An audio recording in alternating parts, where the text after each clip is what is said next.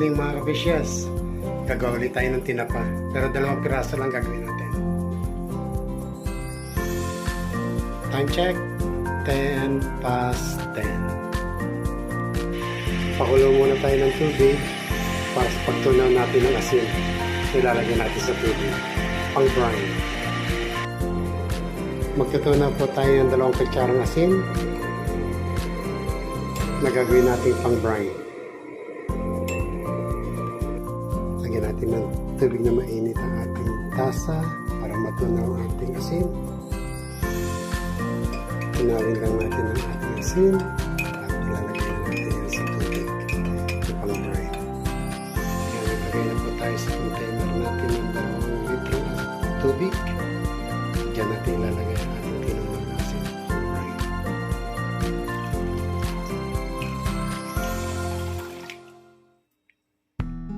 Ayan na po yung 2 tailor na ating pinrepare at lalagay na natin sa brine.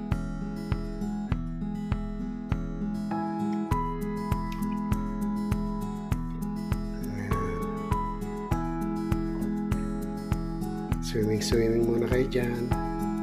I-brine natin yan ng overnight.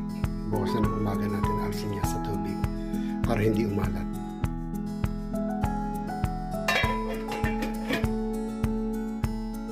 Okay na mga ka-fishes.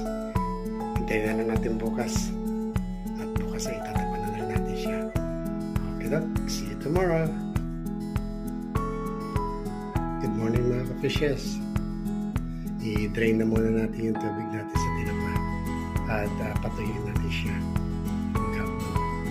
Balik ko galing trabaho, saka natin siya itatapa. Okay.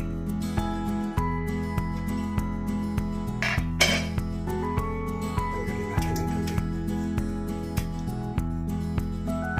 Tubig pa.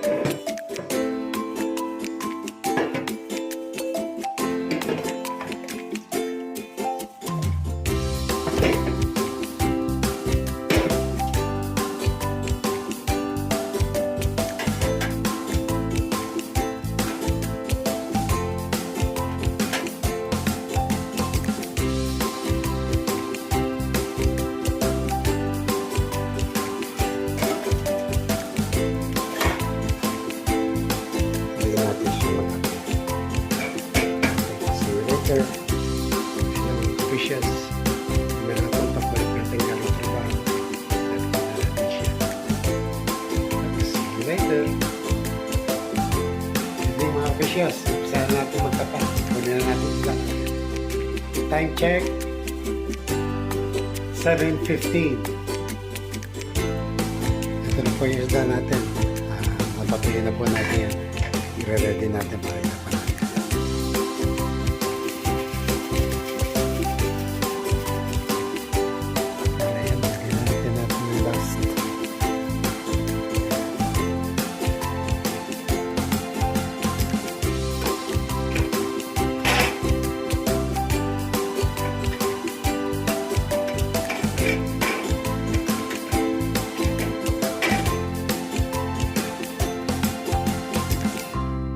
Isda.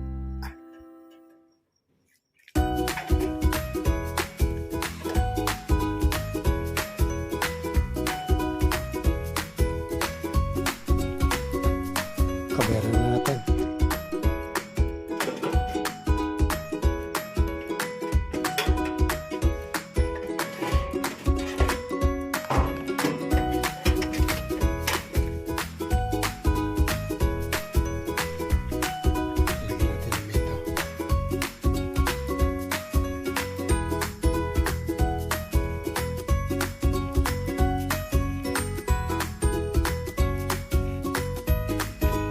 Okay.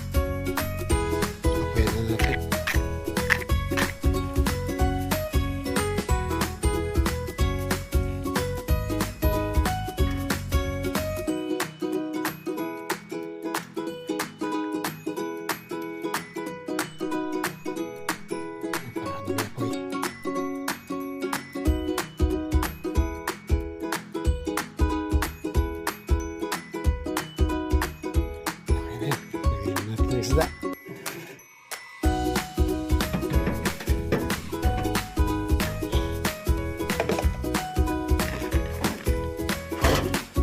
Ready na siya. Balikan na lang natin siya 20 minutes. Okay mga kapisyos, chichikin na natin tinapa natin. Chichikin na natin.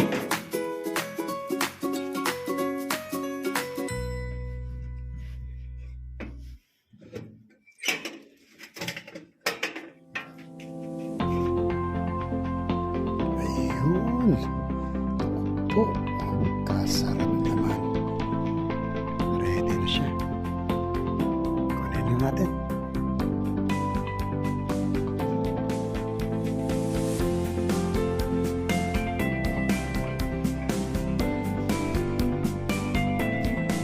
Okay na. So, kasarap. Time check. 9:04. Ito na po mga kapisyos, ang ating tinapa.